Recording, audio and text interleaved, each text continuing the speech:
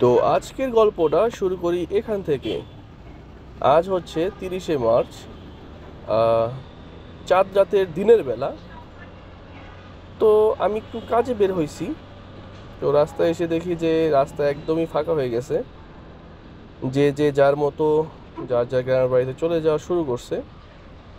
তো উত্তরার মধ্যে একটু মানুষজন দেখা যাচ্ছে, কিন্তু আশেপাশে যে মহল্লাগুলো এলাকা রাস্তাঘাট আছে সেখানে বেশ ফাঁকা হয়ে গেছে।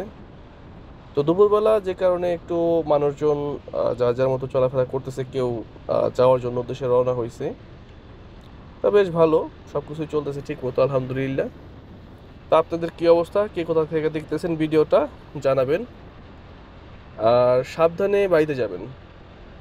আর বাড়িতে যাওয়ার আগে অবশ্যই আপনার বাড়ির লাইট, ফ্যান, এসি, গ্যাসের চুলা এবং অন্যান্য যেই জলীয় যেই ব্যাপার ইয়াগুলো আছে, চুলা এগুলো আছে, বা বিদ্যুতের যেই ফ্যান, লাইট, এসি এগুলো আছে, অবশ্যই এগুলো ভালো করে চেক করে নেবেন, যাতে করে আপনি গ্রামে বাড়িতে চলে যাওয়ার পরে এখানে কোনো দুর্ঘটনা না ঘটে। কারণ যেহেতু আপনি এখানে থাকবেন না, একটা ভয়ের একটা ব্যাপার থাকেই। আর যারা ইতিমধ্যে চলে গেছেন তারা তো চলেই গেছেন, আশা করি সবাই ভালো মতো পৌঁছাতে পারছেন। আর গ্রামে এবার অনেকেই ঈদ করতেছে, বেশ ভালো একটা ব্যাপার। নিজের আপন মানুষের কাছে ঈদ করাটা আসলে অন্যরকম একটা শান্তির ব্যাপার। যদিও এই ফিলিংসটা আমি কখনো পাই না।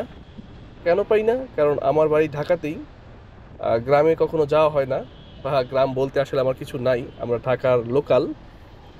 তো অনেকের মুখেই শুনি যে গ্রামের যাওয়ার যে একটা আনন্দ, সেটা নাকি খুব বড় আনন্দ। এটা একটু একটু মাঝে মাঝে আমি ফিল করতে পারি কেমনভাবে, যখন আমি আমার কোনো কাজে 10 দিন, 12 দিন, এক সপ্তাহের জন্য ঢাকার বাইরে যাই, তখন যখন ফিরি তখন একটু আনন্দ মনে হয়, কিন্তু আমার মনে হয় না যে আপনাদের যে আনন্দটা, আপনার 1 বছর, 6 মাস, 2 বছর, অনেকে আরও বেশি গ্রামে যান না, এবারে ঈদে বাসা যেতেছেন, তাদের মনের মধ্যে অন্যরকম একটা আনন্দ কাজ করতেছে। হয়তোবা আপনাদের সেই আনন্দের কাছে আমার এই আনন্দটা আসলে কোনো একেবারেই তুচ্ছ। তো সেটাই আর কি, আমি কখনো এ ধরনের আনন্দ পাই না, কিন্তু আপনাদের আনন্দকে আমি স্যালুট জানাই, ভালোবাসা জানাই। তো দোয়া করি সবাই সুস্থ মতো ঠান্ডা মাথায় বাচ্চাদেরকে সেফ করে পৌঁছাতে পারতেছেন। আরেকটা কথা বলতে চাই, যারা গ্রামে ইতিমধ্যে চলে গেছেন আর যাদের ছোট ছোট বাচ্চা আছে, তারা বিশেষ করে একটু বাচ্চাদের প্রতি খেয়াল রাখবেন, কারণ ঈদের ছুটিতে হয়তো অনেক দিন পরে বাড়িতে গেছে, তারা ছোটাছুটি করবে। অনেকের বাড়ির ধারে পুকুর, নদী, খাল, বিল থাকতে পারে। তো বাচ্চাদেরকে একটু দেখে শুনে রাখেন, তাদের যেন কোনো ক্ষয়ক্ষতি না হয়, তারা যেন কোনো দুর্ঘটনার মধ্যে না পড়ে। তো সবাইকে ধন্যবাদ এতক্ষণ আমার ভিডিওটা দেখার জন্য।